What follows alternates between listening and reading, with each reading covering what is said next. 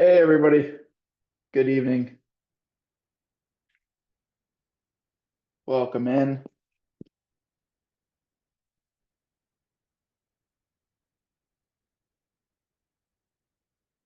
We're going to get started here in just a couple of minutes. We'll give everybody else the chance to hop on in before we get going.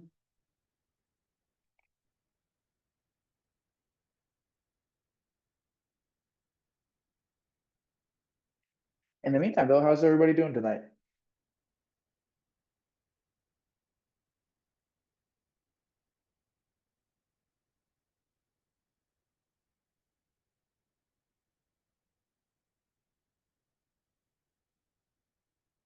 You guys are quiet.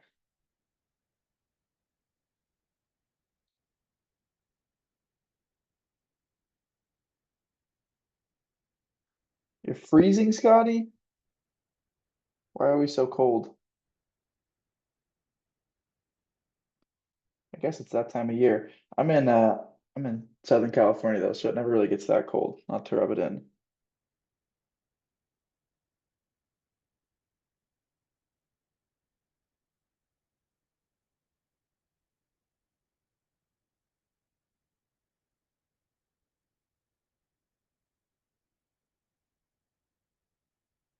Agreed. That's a great point, Ryan. Happy Veterans Day. And if anybody is a veteran, thank you for your service, truly. And hopefully you had a good day relaxing or off work or doing something that you love to do.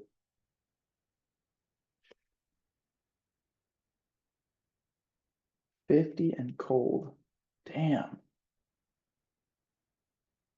25 is brutal. Yeah, what is it right now? I don't even know. Oh, for me, it's 65. It's pretty comfortable, not gonna lie. All right, I'm gonna send out one more message letting everybody know we're getting started and we'll get right into it. I said it in the message, but this one might be a little bit more of a quicker one than normal for me. I'm not gonna stick around and ramble if there's nothing to talk about. And this is a relatively simple concept, and I mostly just wanted to share some ideas with you all and kind of talk through my own workflows. So tonight is really going to be focused on building a watch list. And we'll start with maybe some methods or ideas that might be a bit easier to follow. And then as we kind of progress throughout the lecture, we'll talk about maybe some watch list building strategies that are a little bit more complex. So with that, let's get started. And for those of you who don't know, I am using a charting platform called Thinkorswim. It's great. If you're not using it, not sure what's wrong with you. But I know a lot of our staff in here are big fans, and also a lot of our members too. So anyway, no sponsorship, no endorsement. It's just truly my favorite. And the reason I bring that up is because we're going to actually use some features tonight that are built in or native to Thinkorswim that will be relevant for building a watch list or potentially useful. So I want to start off very broad, very generally, by describing what a watch list is and why it's important. So for me, a watch list is typically a very short list of stocks, usually anywhere from 0 to 3 stocks that for whatever reason I'm uniquely interested in. And it could be for multiple different reasons. It could be because I'm immediately looking to trade them as soon as the following trading day. It could be that I'm actively in a trade on these names. It could also be that maybe there's some kind of news that's coming out, and I really want to make sure I see how that stock reacts to that news because maybe from that news, it might set up a trade that interests me. And that's typically how I develop my focused or watch list. And if a name isn't on my focus list or my watch list, I don't trade it because I didn't personally see it as a quality opportunity when I was scanning for setups. And as a result, it's not something that I'm interested in getting involved with. And Brian, you got a question. Can you use Thinkorswim without a Charles Schwab account? Yeah, agreed with Avenger. I don't think you, I mean, maybe you can. I don't know. I know every time I open Thinkorswim, I have to sign into my own Schwab account. But I will say, you don't need to like pay a monthly fee or anything like that for Thinkorswim. It's been a while since I got this going, at least 4 or 5 years by now.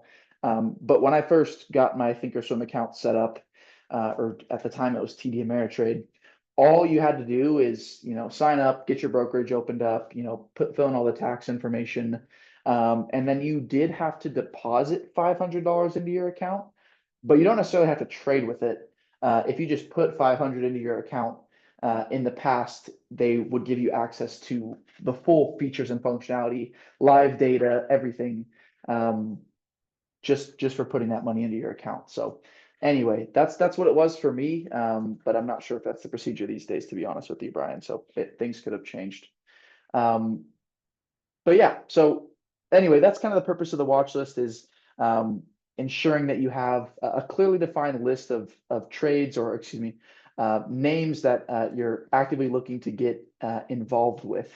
And for me, again, like I mentioned earlier, if a name isn't on my watch list, it's not something that I'm going to be trading. So a lot of you guys will mention tickers, and maybe I think the setup's good, but it's not good enough to go on my watch list. And as a result, it's not something that I put my hard-earned capital at risk for. So I'll just give you guys a quick introduction to the way that I organize things. I have two kind of primary watch lists that I use. Right now they're super empty, and it's because I didn't scan last night, so things really aren't that up to date. But I have my focus list, which hopefully most of you can see. If you're on mobile, it might be kind of difficult. And then I have what I call my back burner list. My focus list is names that I'm either actively interested in getting into a trade, I'm actively in a trade, or monitoring for news. In the case of Rocket Lab and NBIS, today I was just mostly curious to see how they reacted on earnings, both of which didn't react very positively, so nothing really for me to do there. And Ampax, this is one that I started a trade on recently and wanted to kind of monitor. Obviously, it's on my focus list now, as it's certainly important. And then my back burner list are names that aren't currently set up for an entry for me, but are names that are starting to shape up decently. EOSE was on my list before this day. Now probably could transition it to another watch list that I have, which I'll show in just a second. MBST probably as of today comes off this back burner list. That doesn't look like a setup I want to get involved with. And then SoFi, probably I would put it on the list probably on this day or the day before. Kind of broke down with the rest of the market and rebounded pretty quick. I think it's still fine to keep on this back burner list, but for now, not really seeing an entry just quite yet, but really nice relative strength. I have one other list that I curate super regularly, which is this leaders list. And this leaders list is some of the names that have been performing, the absolute best, the top of the line names. So it's comprised of things like Viasat, Tesla, Sim, which had a tough day today, SanDisks, which there's no arguing that this is the liquid leader of the market. These memory data storage stocks are absolutely on a heater. Palantir, kind of that larger cap AI focused name. MU, same idea. Irene data center. So anyway, this isn't meant to be a review of my leaders watch list, but hopefully a lot of these names are kind of ringing some bells in terms of the strongest and best stocks. And I love to keep these leaders up because sometimes they're not going to show up in nightly scans, or I'm not always going to be thinking about them. But every night I typically review this list of leaders, figure out how they performed, and if they're setting up, obviously that gives me a good excuse to try and stock an entry. So those are kind of the main watch lists that I curate on a super regular basis. I have a decent amount of other watch lists that I have for kind of longer term scans when things get slow, and you can see them all down here. So for example, I have a watch list for just alternative energy stocks. So these are mostly nuclear stocks at this point. A watch list for China, a watch list for construction stocks, a watch list for crypto names, should be all pretty familiar to most of us. So the list goes on and on, right? A watch list for the Mag 7 names, a watch list for quantum names. And these watch lists just help me kind of track how overall sectors are doing. And these are names that I, could see myself trading, but none of them are a priority for me at this time if they're only on these watch lists. So for example, if I start identifying, some rotation to the quantum sector, I'll probably come to this watch list and see how, the majority of the sector is performing. And if you look at it today, quantum's not really the place you want to be in the short term, at least. And maybe I look at defense and I see maybe some defense names performing a little bit better today, like, Joby. Wow, I actually haven't seen this recently. That actually looks pretty decent. Wow. See, this is a name that actually I might focus on a little bit more. Anyway, that's kind of the purpose of these sector watch lists for me. And these are all things that I've just kind of curated on my own. So just added different names within the sector to these sector watch lists. There's nothing too special about it. There's not any kind of undiscovered or super unique stocks in these lists. They're all pretty established in their respective sectors. So it's not something that can't be found with a quick Google search, or I'm sure ChatGPT could probably build just as good, if not better, watch lists for each sector probably. But anyway, so those are kind of the watch lists that I have and maintain on a reasonably regular basis. Now, those are all things that I made myself. However, you don't necessarily need to make a lot of these yourself.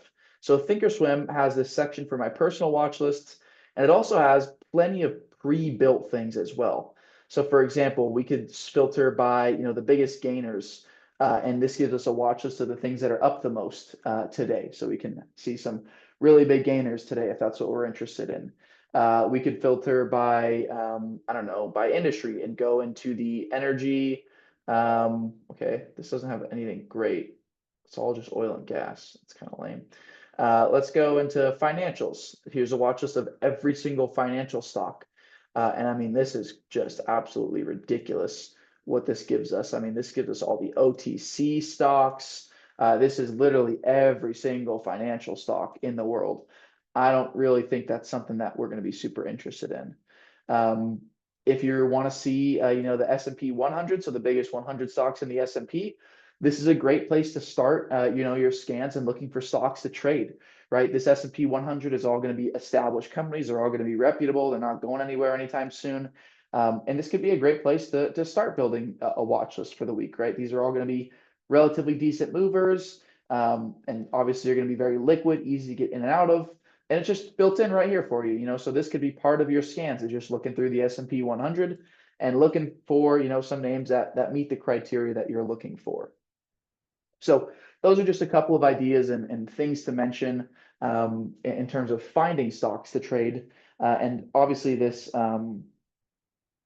lecture is mostly focused on, features and tips and tricks within Thinkorswim. But I'm sure, if you use another charting platform, I'm sure Thinkorswim isn't the only platform that does stuff like this. It's just what I know, and so obviously it's going to be what I talk about. So with that, we'll take a quick pause. Any questions so far on kind of the basics of building watch lists and finding, at least identifying stocks that you could trade? I'll talk a little bit more in a bit about refining a watch list, but for now, any questions on just kind of getting that first step, figuring out names that you could potentially trade, or names that would fit criteria for you?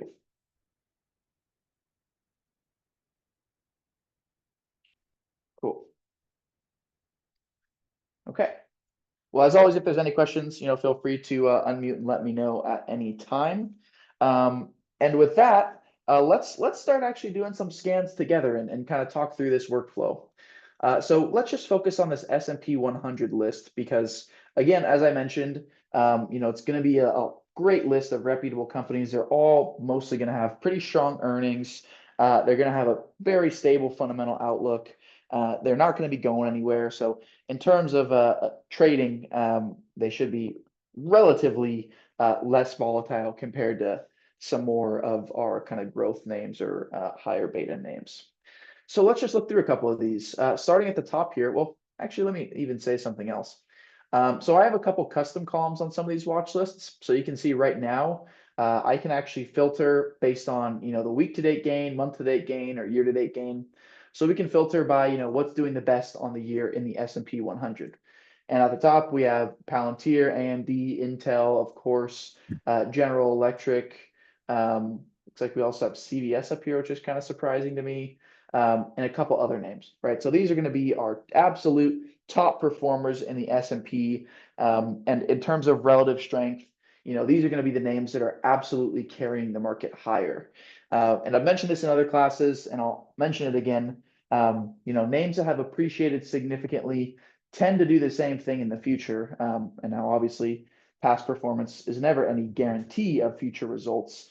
But when we see names that have, significantly moved higher, it gives us a reason to start paying attention for a potential move like that in the future.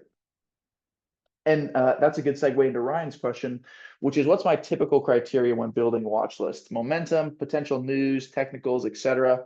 Yeah, so at least over the last couple months, a lot of my kind of watch list has been built from momentum and growth stocks. So these are kind of some of the highest volatility. Some of them have no earnings or no profit at this time, but have strong fundamental outlooks, and really have been thriving well over the last few months. Now, over the last couple of weeks, this sort of theme, I'll say, or sector of stocks has been taking an absolute beating. And I've been sticking around for a little while to see if things continue to, I'll say, disbehave, or if this is just a pullback in a larger uptrend. But if, for example, growth stocks did kind of start going quiet for a longer period, maybe 1 to 2 months, that's when I would probably focus again on, I'll say, historically what I've been trading, which is mostly large cap tech stocks, and large cap S&P names. I mean, honestly, this S&P 100 list is pretty representative of what I would typically trade if I wasn't involved in these more growth focused names. Yeah, absolutely. Yeah, I mean, at shit stocks, as River says, yeah, that's absolutely typically what I love to trade. Um, you know, he calls them shit stocks. They're definitely not all shit, but there's a reason they have that name. And there's also a reason they have such significant appreciation in terms of price, right? They have such aggressive growth outlooks. And every big company was a growth stock at one point. Amazon, Apple, Microsoft, they're all growth stocks at one point. Even Nvidia, you could make the argument, was a growth stock, in 2021, 2022, and 2023. Now, not so much, as the story certainly established, but just 5, 6 years ago, Nvidia was nothing more than a gaming company, really making GPUs. And now, they're up a couple 100% in just 5 years, a couple 1,000%, probably actually a low of 13. Yeah, 1,300%. So anyway, I'm not saying, all these stocks that I'm trading are the next Nvidia. That's absolutely not the case. Um, and a lot of them will probably be gone in the next 5 years, but that's not important, right? I'm not investing in them, I'm trading them. Yeah, so the reason that river calls, and it's not just river, it's a common term, but the reason that there can be referred to as shit stocks are, generally speaking, they don't have, well, that's not always the case, but generally speaking, they're not always profitable. So like for example, some of the names on my watch list right now, NBIS, not profitable, right? Not profitable whatsoever. The last 4 quarters, they've lost money, right? But look at this price. I mean, it's moved up. Let's just check year to date, approximately. It's up about 300% year to date with absolutely no revenue, or excuse me, absolutely no profit, and profit actually hasn't even been increasing either. So there's something to be said about that, right? There's a reason that names like these are moving higher. And specifically in the case of NBIS, a lot of why it's moved higher is the significant amount of backlog that they have. And I'm not here to do a deep dive in fundamentals of any company, but what drives growth stocks higher is not the present, but the future. Um, you know, Investors are looking 2 to 3 to 4 years out on names like this, sometimes further. Whereas on names like, Coca-Cola, I'll say, things aren't really changing much year to year and quarter to quarter for Coca-Cola. They're going to dedicate, or they're going to generate, their steady 5, 10, 15% gross margin. And that's super, super good. There's nothing wrong with a name like Coca-Cola. It's very stable. They generate a dividend. They're going to continue to generate a dividend. They're going to continue to generate billions of profit on a quarterly basis, and slowly expand. Same like AT&T. It's another very, very classic, what sometimes you might hear referred to as boomer stocks, right? And T's up significantly, but you can just see from the sub graph here at the bottom, earnings is super stable, 0.6 earnings per share, basically every single quarter. They're making the same amount of profit quarterly. They're not really growing. They're actually making a little bit less money than they made 10 years ago, but they're stable. Everybody knows AT&T is not going anywhere. Their dividends increasing, on a yearly or multi-yearly basis. So that's kind of the difference, right? If you think about a name like AT&T or Coca-Cola, they're much less volatile. They're not going anywhere. They're very stable. In general, super safe investment. Whereas the growth stocks, right, the reason that you see these names get hit so hard sometimes on these pullbacks, like for example, NBIS is down, 40% from highs. It's because right now they're not making any money. And right now they're very vulnerable to, competition and what happens in the future because it's all uncertain. So investors are really just trading on, I don't want to say hope, but I mean, that's kind of the case, right? There's the company says, hey, we're going to make, 8 billion next year. And investors just have to say, okay, sounds good. And maybe obviously do a little bit more research than that. But anyway, probably a longer winded Tostie, than you were looking for. Yeah, what's up? with BIS, so don't they have a couple of contracts with Microsoft and Meta? Absolutely. Absolutely. Yeah. And there's certainly a spectrum of quote unquote shit stocks. And yeah, for NBIS, they have like a $23 billion backlog. They inked a $17 billion deal with Microsoft a few months ago with a 2 point something billion expansion in it. Um, and then, yeah, they announced a $3 billion deal with Meta. And, on their earnings call, what was it this morning? They said they're expecting to make $9 billion or $8 billion in revenue next year, which is just astronomical. Some of this growth that they're seeing, they're basically saying we're going to grow 700% year over year, which investors for some reason didn't like today. And there's something to be said about that, for this specific stock. They literally said, in their earnings call, we will be growing 700% year over year, and the stock's down 7%. So there's something kind of funny going on there that I haven't looked into enough, but there's something about their earnings report that institutions aren't loving because clearly it got sold really, really heavily.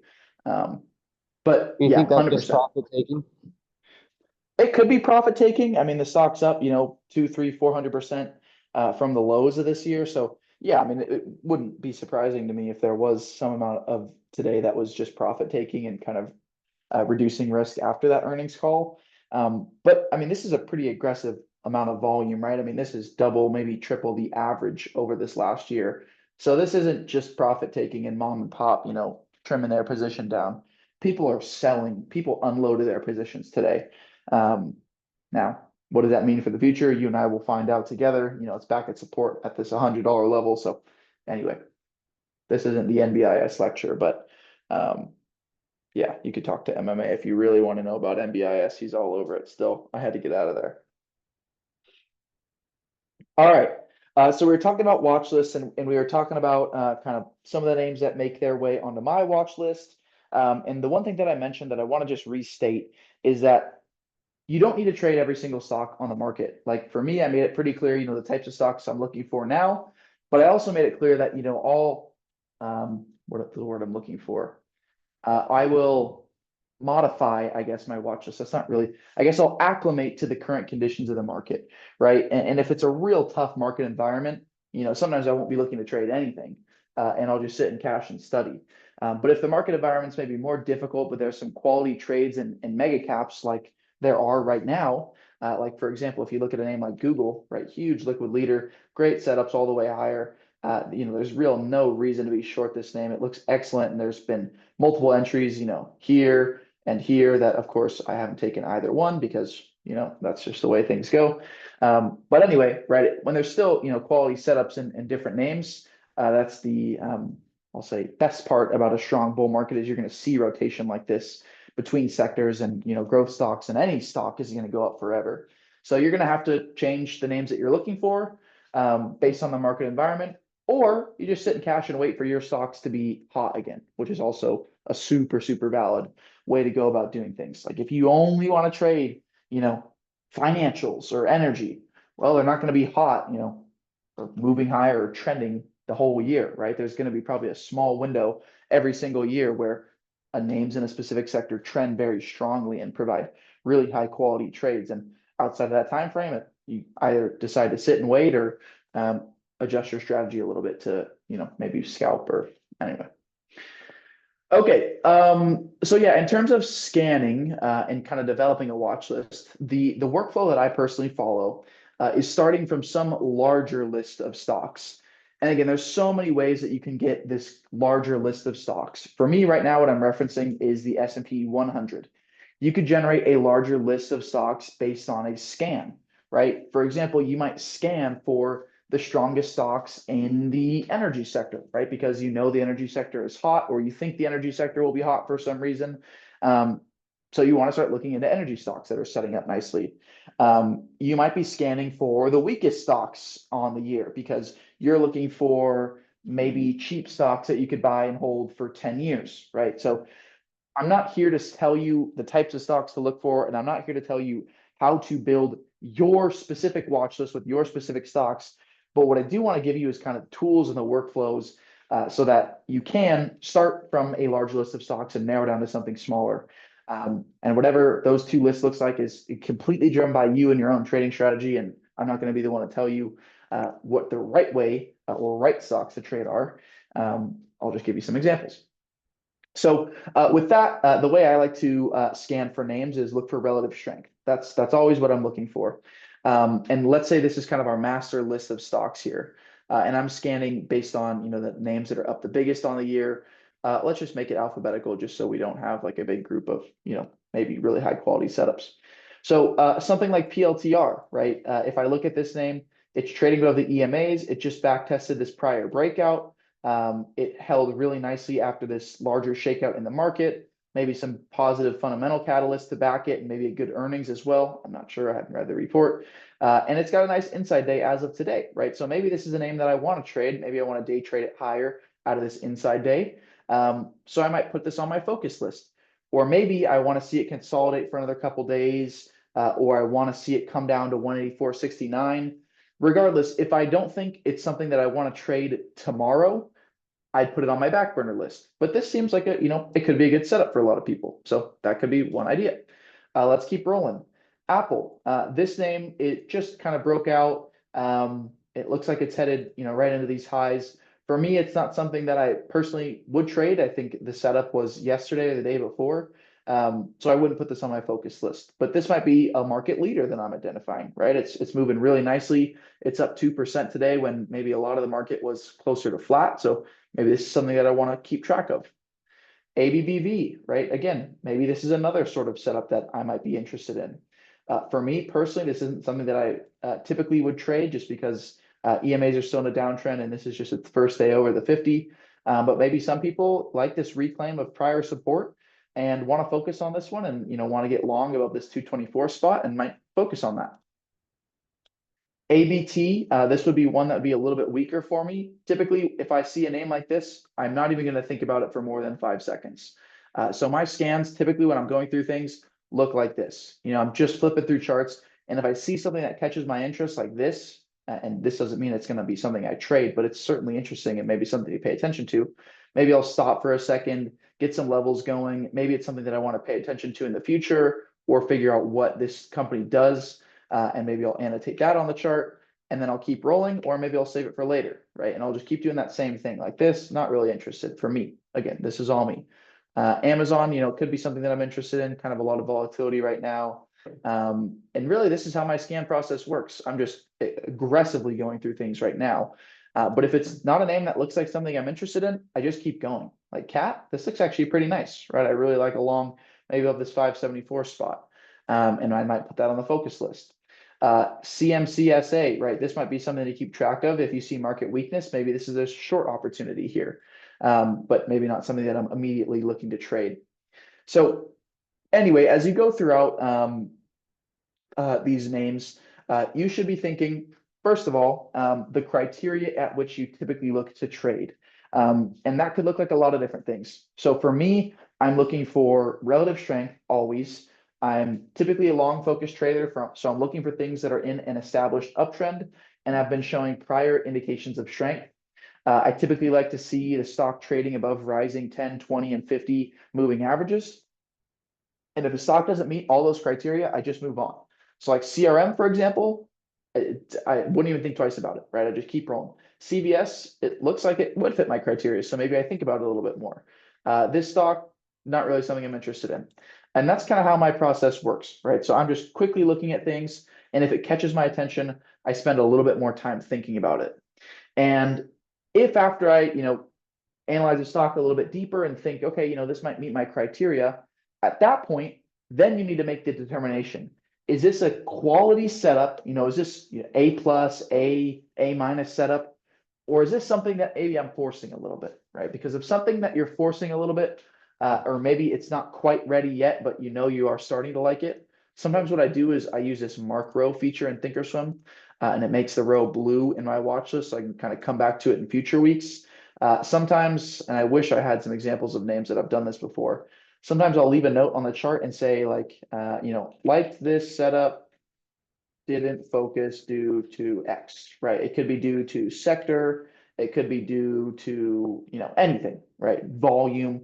Um, and that way, if I ever come back around on this chart again, I can kind of check back in on it and say, okay, I said I like this, but I didn't get involved because of this, but maybe it moves significantly higher. And maybe that helps me learn for the future and realize that, that wasn't a good reason to stay away in this case.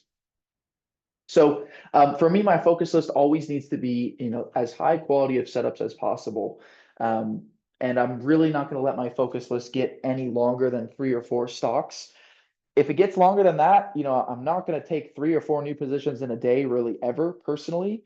Um, so it just starts to become noise. I like to focus on a really, really small group of stocks if I can. And if I have established positions that I've trimmed down and I'm just kind of letting ride in a couple stocks, maybe I'll be open to expanding the watch list a little bit. Like if half of my watch list is stocks I'm already in and trimmed down and then profits, and the other half is maybe potential new positions, maybe I'll let it get up to 5 or 6 names. Um, but long story short, right, I like to keep my focus list as brief as possible. So it's very, very easy for me to just pay attention to those names and those names only. I don't care about anything else until the end of the day when I go back and do new scans and see, what could be a good entry for the following day. And Fidel asked a good question. Which time frame do I watch? I will give you a more detailed answer than you're looking for. So all my scans happen on the daily and weekly. So when I'm looking through charts, I'm always focusing on the daily and weekly. A lot of my entries can happen on lower time frames in some instances. Like for example, some of my trades might take place on this first 5-minute opening range breakout. And that's my entry, right? And my stop loss would be a break of that opening range. Other cases, it might be an hourly, range break or something like that. Like for example, here, it could be this hourly range break and retest. So usually I like to keep my entries. I try to use the lower time frames to refine my entries a little bit and get more precise and accurate areas to define my trades off of. And I usually stop out based on daily closes if I can afford to wait for the daily close. Like for example, Ampax. If I didn't stop out on the daily close or didn't keep my stop on the daily close, I was down pretty decent. Shares were down around 10% or 8% at the lows of today. But I waited for the daily close, right? I mean, I'm not going to be worrying myself over too much intraday activity if I can afford not to, because I'm trading shares. So I don't really care about a 10% drawdown. It's not really that big of a deal. But if you're trading options and a move like this happens, you're down horrible at the lows. And all of a sudden waiting for the daily close is not so realistic anymore. So anyway, that's a summary of the timeframes that I utilize. All right. So we're flying through it. Let's see. Is it good to build your watch list from OOT analyst tabs? Oh yeah, that's a great point. And I've mentioned that in prior lectures, and I forgot to mention it today. But yeah, Gail, I definitely don't disagree with that approach. A lot of the stocks that our analysts trading or our analysts are trading are usually quality. And if our analysts are involved in them, generally speaking, there's going to be more alerts surrounding them as well. So it's good for you to have I'll say a good kind of fluency of what those stocks are and how they move, because understanding what I'll call the personality of a stock can be kind of important. So yeah, I think scanning through the last 50 stocks that you see alerted in the group could be a completely valid place to start a watch list. Yeah, and at the end of the day, my personal preference in terms of building a watch list is from scans. That's what I personally prefer.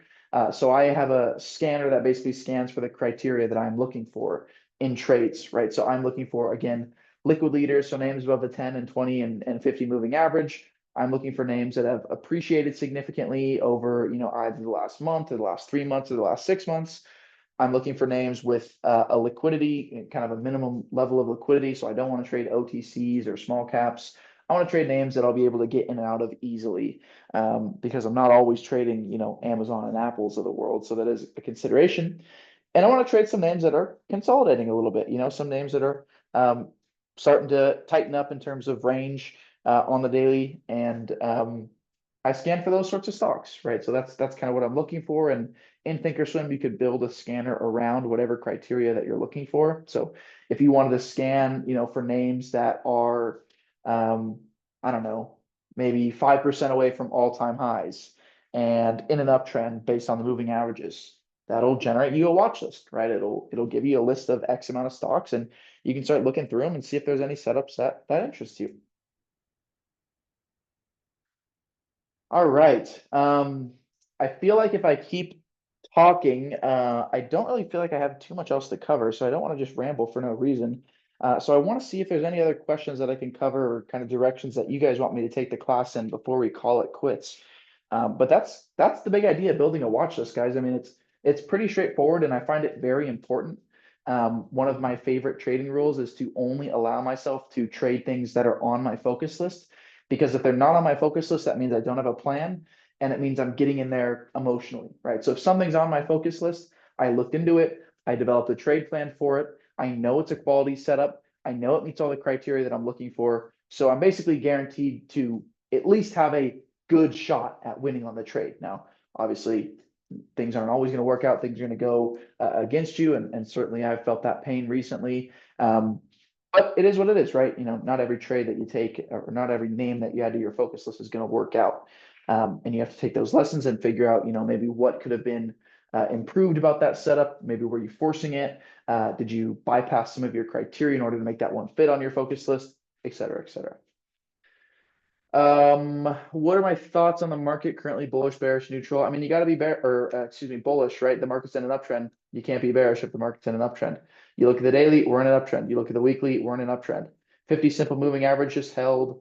So until we lose this 50 simple moving average, I see no reason to be bearish for more than these short pullbacks. We haven't had a significant correction in a little while, so it wouldn't be too shocking if something like that came, but for now, I'm not in the game of predicting anything, and the market's strong. We're in an uptrend. There's no reason to be too bearish until we start getting more extended from these moving averages. We've seen it basically every single time. Once we start to get a little bit too extended from these moving averages, we have a short-term pullback that gets bought up, and then we continue the trend higher. This was on news with this 100% tariff announcement, so that was a little bit of a different situation. But we've seen, all these pullbacks before. None of this is new. So yeah, for me, you got to be bullish. I'm not gonna lie, there certainly is some cracks starting to show. If you look at like for example, IWM, a little bit concerning. Oh, it actually closed a little better than I thought it did. There was a time when it was on this 50, under this 50 simple moving average, but IWM kind of just doing nothing right now, which is fine for now, but something to just monitor. It's got a pretty steep pullback recently. And then if you look a little bit further into the overall market breadth, oh wow, RSP actually had a great day. I haven't looked at this yet. Okay, that's good. So overall market breadth seems to be improving a little bit. Yeah, QQQ equal weight, a little bit weaker there. But RSP, the equal weight S&P 500 actually looks a little bit better. Nice equal lows, maybe a double bottom forming here. Reclaimed all the moving averages. Yeah, I don't see anything too scary right now about the market. The one thing to watch out for is probably these highs on RSP. Pretty strong resistance and selling there. But yeah, you can't be bullish when the major market indices are trending to the upside. A lot of growth stocks have had a lot of trouble. If you look at the IBD 50 index, this is now trading below the 50 simple. So the red, or I'll say the caution sign should be on in a lot of people's minds. It's not the time to be super aggressive with the highest volatility stocks because they're certainly showing some cracks, and the list of leaders is waning. There's no doubt about it, right? NBIS was our prior leader. Irene, really big leader recently, and now starting to break below the moving averages. We still have some nice strong themes like data storage and memory, but getting a little bit extended in SanDisks and MU. So anyway, just things to monitor. But overall, you look at the indices, the market's bullish. You dig into maybe some of the market leaders, and there's some weakness there to just watch out for. How much volume on contracts? Spy obviously has a lot, but maybe a name like Uber or something. So you can check all of that if you just go into the options chain. For me, the biggest telltale sign, let's just look at Uber next month options. For me, the biggest telltale sign is the difference between the bid and the ask. If you see, a bid and an ask that are more than 10% apart, liquidity is kind of low. In the case of Uber, this bid and ask is relatively close to each other, about maybe let's see, this is, why can I not do math right now? 315. It's like a 5% difference between the bid and the ask, maybe. Probably a little bit less than that. I just can't really effectively do math right now for some reason. Yeah, it's about a 5% difference between the bid and the ask. So pretty small. If you look at something like S&P or SPY, obviously it's going to be the most liquid options chain out there. And the bid and asks are incredibly tight. I'm not going to get any better than this, but yeah, something like Uber, no problem. There's a lot of names with quality options change with a lot of liquidity. AT&T usually pretty good. So yeah, I would say any name really in the S&P 500 probably going to have a pretty good options chain. There's certainly going to be some that are a little less liquid. Like if we look at, I don't know, like Service Now, that one's probably going to be a little less liquid. Yeah, so a little bit wider spreads on this one. But you can just take a quick peek at volume and open interest. So for me, if you see a volume less than 500 and open interest less than 1,000, probably not that liquid of a contract. And that's just really rough metrics. But anyway. Okay, quick walk through the analyze tab. What is even in the analyze tab? Okay, yeah. So for me, Avenger, what I typically use is just the fundamentals tab. I don't really use the other parts of the analyze tab. So there's a lot of kind of really cool stuff that you can do that honestly I'm not qualified to talk about, but there's some profiling and data that you can get related to different trades that you're taking. You can put together different spreads in here, and it'll show you like your probabilities of profitability and your P&L curve or expected P&L curve. I don't even really okay. So this is giving you the probability of where ServiceNow will be based on time and IV. So this gives you a, let's see, there's a 0.02 chance that ServiceNow is above 946 by Friday, and ServiceNow is at 860. So if ServiceNow did get above 946, you could expect to make a significant amount of money on options. But anyway, so that's kind of that tab. This economic data tab can be really helpful sometimes. Like for example, if you wanted to look at CPI, some of these CPIs are not kind of what we were typically used to in terms of being presented. But there's a lot of just incredible data here that you can use if you're interested in getting, what I'll say is the truth. Think back. I don't even know what this is, honestly. And fundamentals is the tab that I use the most often. It just gives you a quick snapshot on kind of how the company's performing and what the company does as well. And you'll see kind of pretty often, if you look at some of my charts, you'll see I have those quick blurbs from fundamentals, located on the chart. So that's a quick walk through the analyze tab. But to be honest with you, Avenger, I don't use anything other than the fundamentals tab on a regular basis. I can't even remember the last time I clicked into some of these guys. There's just so much of Thinkorswim that I don't use, but it's so powerful and so helpful. So Jake, those are not the only criteria that I use to generate a master watch list. Jake is asking if I'm only concerned about the EMAs and the volume. That was probably just one example that I gave, or some examples of criteria. It really comes down to the type of trades that you're looking for.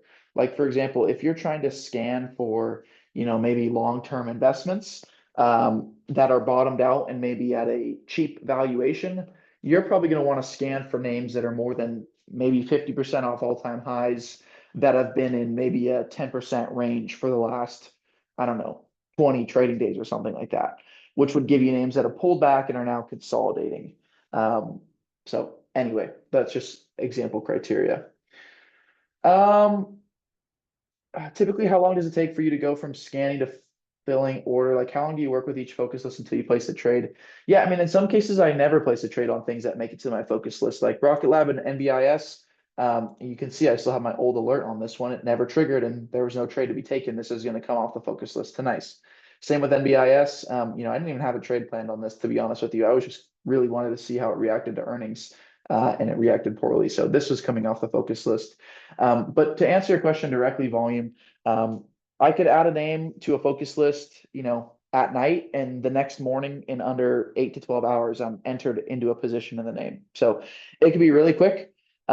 Sometimes it's a couple days potentially if, the name doesn't trigger, which maybe is a reason for it to come off my focus list. But I'll say usually I'll enter a name that gets on my focus list within the same week it is added to the focus list. Unless I add it on like a Friday, then sometimes I wait till Monday or Tuesday or something like that. But just because it's on the focus list doesn't mean you have to trade it. Not only does it have to be a quality setup, but it has to trigger your entry. If you trade or if you develop a plan for a given name and it doesn't trigger that plan, well, you're not allowed to trade it, right? You developed a plan, it didn't follow it, move on, right? It's not for you. All right, Brian, what do you got? Thanks for waiting, by the way. Appreciate that, but you didn't have to. No, of course. So a little off topic, but you kind of went into the stops and stop loss questions when we were talking about Nebius, I think it was like Hmm. 10, 15 minutes ago. And so Sure. with kind of the recent volatility and trading options on the more volatile names, I Yeah. have really been struggling with gap downs that go Hmm. past my stop or my Hmm. planned stop and kind of panicking and not knowing what to do because we've gone like it just feels like we have these sharp gap downs and then they recover through Hmm. the day. And now I'm kind of lost out of my trading plan. A good example is Tesla. We were sticking right around that 440, building a really strong base, and then today we went way below my stop around 430 or 437, and just kind of came back in after hours. And I didn't Hmm. close the position out, didn't follow the trading plan. But also, I just wanted to ask you, kind of, you're talking about the daily close, and that's how you plan your stops. Like, how do you Right. get that to execute properly? Because if you gap down $3 on a contract in one day, what do you do? Yeah, it's a great question, Brian. So for me, I'm trading shares most of the time. So the worst thing that I'm usually ever going to see is like a 10% move lower in a single day. Maybe once in a blue moon, you hold through earnings and you get slapped, like 25% or something. But that's never happened to me. It might one day, and that's okay. But typically for me, the worst move I'll see in a day is 10% lower. So that's not a big deal in the grand scheme of things for me, at least. I'm not using my whole portfolio to get into these positions, not even half, and in most cases right now, not even a quarter of my portfolio. So a 10% drop in a position that's maybe 10% of your portfolio is a 1% drawdown in your portfolio, right? Which is super, super manageable and incredibly reasonable as well. So that's where it all starts for me. If you find yourself getting emotional in any position, you're in too heavy, right? Because at that point you have an amount of money that you can't really effectively control your emotions, and at that point you're not going to execute your plan regardless of what happens, whether it hits your stop or it doesn't. You're just going to be making bad decisions. So forgetting about your stop loss, you're not going to be able to follow your trading plan regardless of any stop, regardless of any entry, if you're not appropriately sized. And for me, at least in the current market environment, um, a lot of the way that I have been changing my position sizing and trading style is all driven by my P&L curve. So for me, I'm in a drawdown right now. My portfolio is not at all-time highs. And as a result, that means I'm probably not trading at my best, or the market is not its best for me. So as a result, there's two things that I can do. I can size down and trade less. And both of those things are things that I have to do in order to protect myself from a deeper drawdown. So that's two strategies that I'm personally employing that are completely removed from any stop loss or trade plan. It's just how I'm managing my portfolio in this time. Now, as far as your specific question on, the gap down goes, um, on options, I can totally understand how that's much more painful. Um, for me in this market, I've been kind of adapting to those specific gap downs, and I actually I developed a rule where I do not change my position. I do not sell my position, at least to stop out within the first 30 minutes of market open, because we've been seeing that same repeated behavior where we see those big gap downs and a quick move lower that rebounds with a close near the highs. You see it on Tesla right now, right? Quick move lower, nice big lower wick, and a close pretty close to the highs. And that's behavior that we've been seeing for the past 2, 3, maybe 4 to 5 weeks.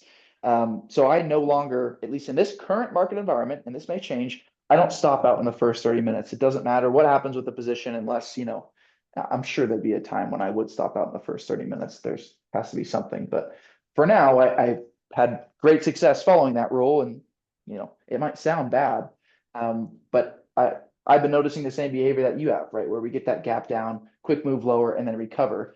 Um, I got burned by it once and didn't let myself get burned by it again. Now, if you Yeah. don't have a rule implemented like that, um, it's really hard to deal with, because you're past your stop, and at that point, now you're trying to justify to yourself, oh well, since I'm already lost, this much money, I guess I could just keep holding and maybe it'll come back.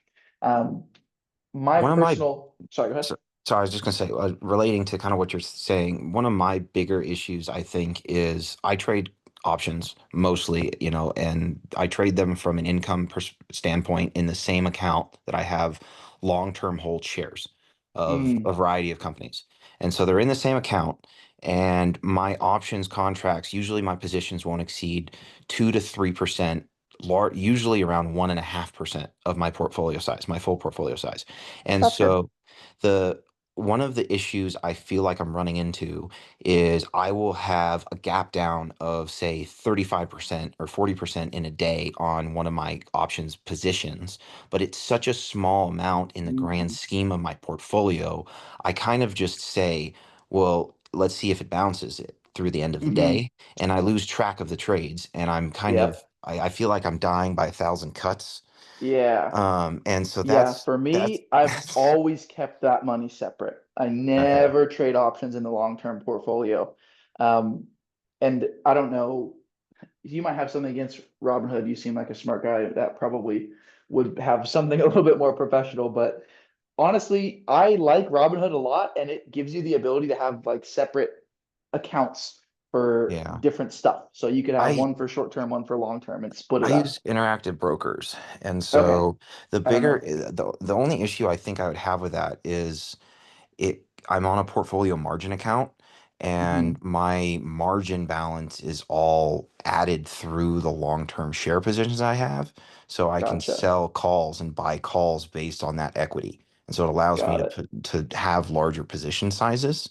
Hmm. Um, but it is a good idea to separate them. I think that's probably a good next step. Yeah, that's always been what I've done, because then it like forces you to not ignore the fact that, if you're in a position that gaps down 40% and your port's down 10%, so you're doing something wrong, right? But if Yeah. you're trading with a huge amount of money overall and that happens and you don't even really notice it, it's like, whatever.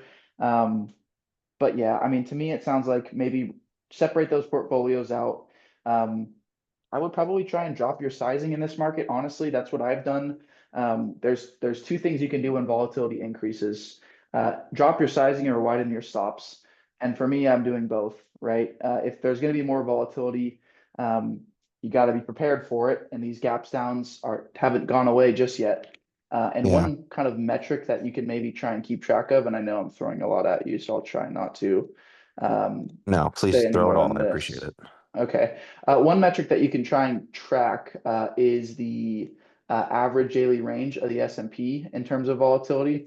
And if I change this to percent and do that at 1, generally speaking, once that average daily range of the S&P starts creeping up on 1%, things can be a little bit more difficult. And you'll notice all through July and August, the S&P would move on average, 0.6% a day. And now we've crept up right around to that 1% range ever since that tariff situation. So volatility is elevated by all metrics. I'm sure if you look at your P&L curve, Brian, things were probably really stable to the upside through July and August. And now, October and September.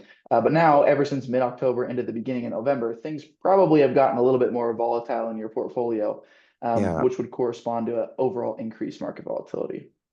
Yeah. I hit all-time highs like 6 or 7 weeks ago, and I've just been on like a 18% drawdown since. Yeah, And that so sounds about right. it's been challenging. It Yep. kind of leads me into my next question. I I have been really trying to change my trading methodology from spreading out 1 to 2% of my portfolio position, like my portfolio equity through Hmm. several contracts. Like I will have 15 to 20 contracts open on 3 to 4 ideas, Oh and wow. trying to shrink that and have more money in high conviction plays. Yep. I've been burnt 3 times, and so I'm having a crisis of confidence because these higher position or these higher conviction plays that I'm allocating, say 3% or 4% of my portfolio to, like have all turned out pretty bad. Hmm. And so I'm trying to figure out a better strategy to both draw down the number of positions I have, but also I wanted to ask you if, for options specifically, if you have a contract that's dated out to January. A good example of this is EOS. I am in 2 contracts in EOS, one dated to December 28th, one dated out to mid-January, and I'm like well in the money on both of them and have Hmm. like 100% return. But feel like there's more upside potential to that name.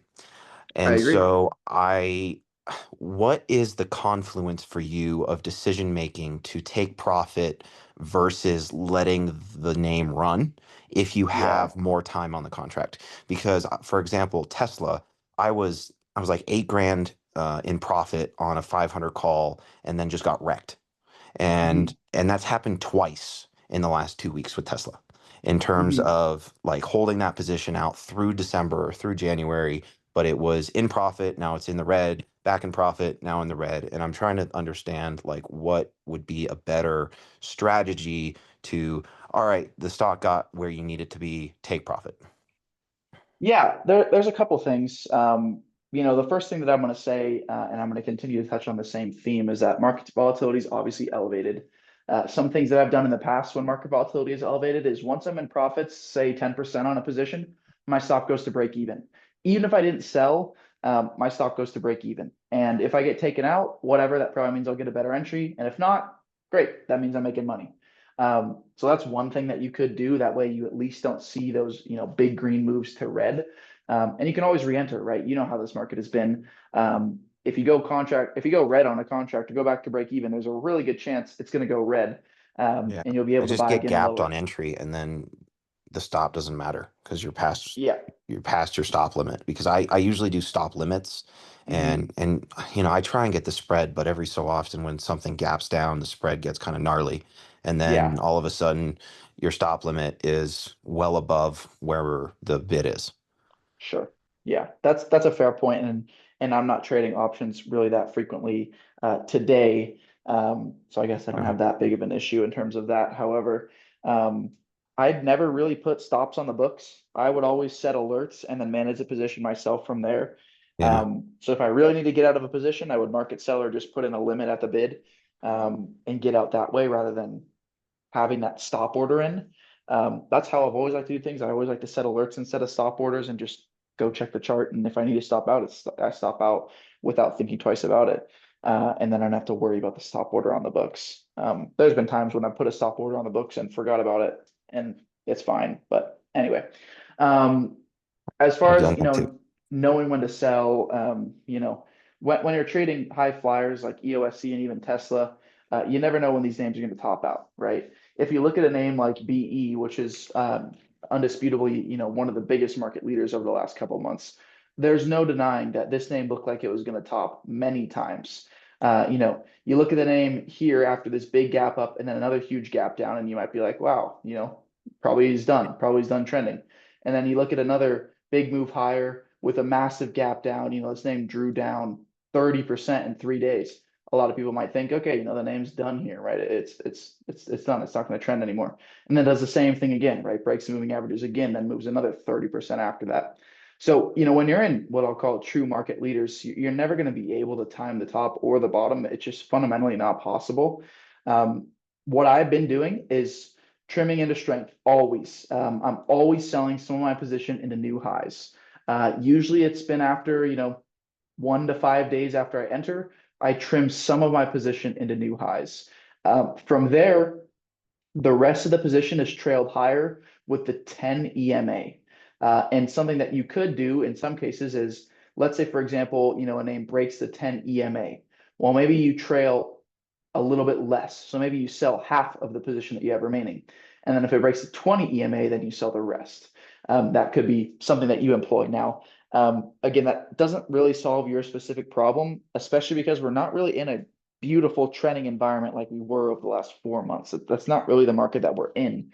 And again, leads me back to kind of the point that I made earlier, which is, you're going to have to adapt the way that you trade based on the feedback that you're getting from the market. And when you have a couple trades that are flipping green to red, or a couple trades that have gone south for you in a row, I'm in the same boat, Brian. I lost 4 trades in a row in my tab, right, and embarrassed myself. When the market's giving you feedback like that, it's very clear, or should be very clear, that your system isn't currently working, and that's okay, right? The reason that you're trying to get into trades isn't agreeing with the market environment, and you have to use kind of your P&L curve as feedback to yourself and say, okay, clearly things aren't going well for me, so I probably need to take my foot off the gas a little bit, right? That could be sizing down until I start to gain traction on my positions. That could be entering with smaller positions to start and maybe adding on once things start to work in my favor. So like, for example, for a name like Tesla, maybe you start a position at 450, right? Maybe you buy a little bit at support at 450. And maybe you say, all right, if it pulls back a little more to the 50, maybe I'll add a little bit more. And then you'll say, okay, from there, that'll be kind of the position that I start with, and I won't add any more until maybe it clears these highs. And maybe you decide to trim into some of these highs and wait for a pullback into the moving averages or whatever it might be. But fundamentally, what I continue to feel like is probably a favorable course of action for you is sizing down a little bit, because it is a tough market. It's a really, really tough market right now, and that's not something you should take lightly. If you continue to trade with reasonable amounts of size in a tough market, obviously that's going to cost you money. I'm not concerned about that, at least personally. But what actually matters is your mental capital more than anything, right? Because I'm sure you know this. You take 3, 4, 5 losses in a row, and all of a sudden your confidence is kind of blown. It's like, oh man, like, things really aren't going well for me. And that could lead you to do one of two things, right? It could lead you to make a horrible decision where you YOLO something to try and feel better again, or you just don't take the next good trade. And all of a sudden you start missing out on opportunities because you just are so rattled from the losses that you took. So anyway, I know I'm rambling a little bit. No, I Um, mean, yeah, you kind of hit the nail on the head. Honestly, that's kind of where I'm at. I feel like I've been going sideways for 6 weeks, and the only trade, like, I can't really even remember a good trade I had in the last 6 weeks. I mean, mhm. I did have like a saving grace on Amazon, but other than that, it's just been not great. And so, on the note of sizing down, I've been really leaning into the idea of just closing all of my options positions, even though they're dated out through like January and February, and then just starting fresh from a new methodology and strategy. Do you think that is a valid idea? And that'll be my last question So because I know this is off I topic.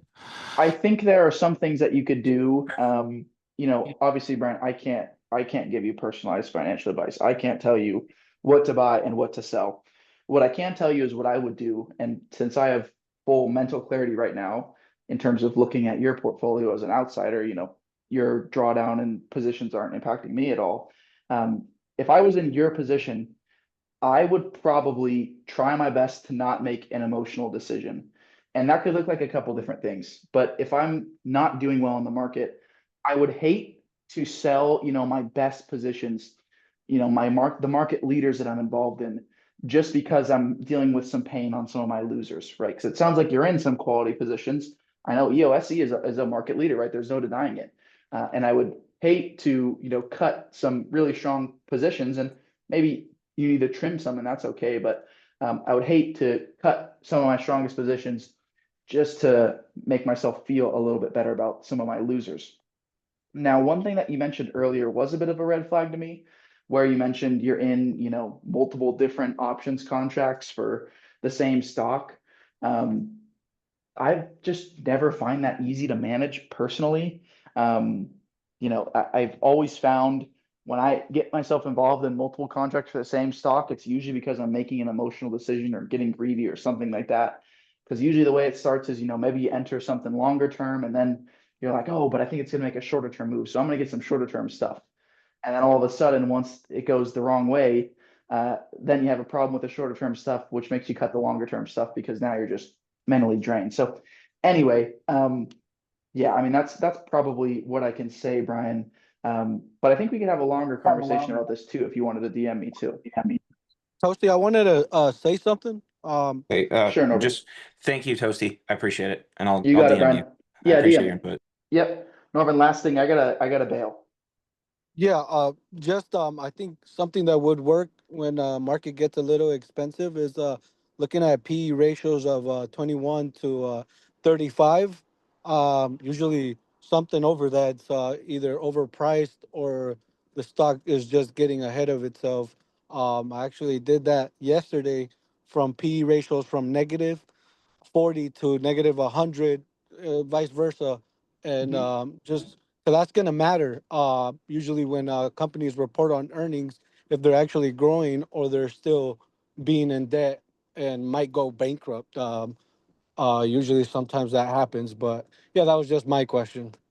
No, it's a good way to kind of filter out what I'll call maybe value stocks as opposed to growth stocks. And connecting back to our discussion earlier, Norvin, we talked about how some of these growth stocks, Nebius, it burns cash every single quarter. They have zero profits. All they're Yeah. doing is losing money right now. Yeah, I was And actually gonna ask you about this. Sorry, I cut you off. you're good. This energy company called Vista Energy, ticker VIST. Um, It looks good. I think it has a huge potential. Considering we're gonna need a lot of energy for all these data centers. It reported good numbers. And it did some kind of deal, but yeah, I kind of like this one. And UPST, I'm not convinced because it's losing a lot of money, and it's not really generating. It's like pretty much losing money, like hand over fist. But I mean, the I don't setup like looks decent. UPST. No, I don't. This It one's looks, not for me. I like Vista a lot. That one's a nice one. UPST, I wouldn't touch it until maybe it came back down here, and then maybe I'd try it, but it's not for me. yeah, it's just been dumping. But yeah, I and like then Vista a lot though. I like that. It's a nice chart. yeah, Novo looks good too. And then AZN, I think I sent it to you, but you never replied to me. AstraZeneca, leaps, Yeah, $100 leaps for next year. June, they're pricey, but oh my God, once this thing starts going, oh my God, you're not gonna stop this, especially as a deal with, I think I signed a yeah. deal with the president. For me, I couldn't enter AZN right now, but it's very clearly incredibly strong.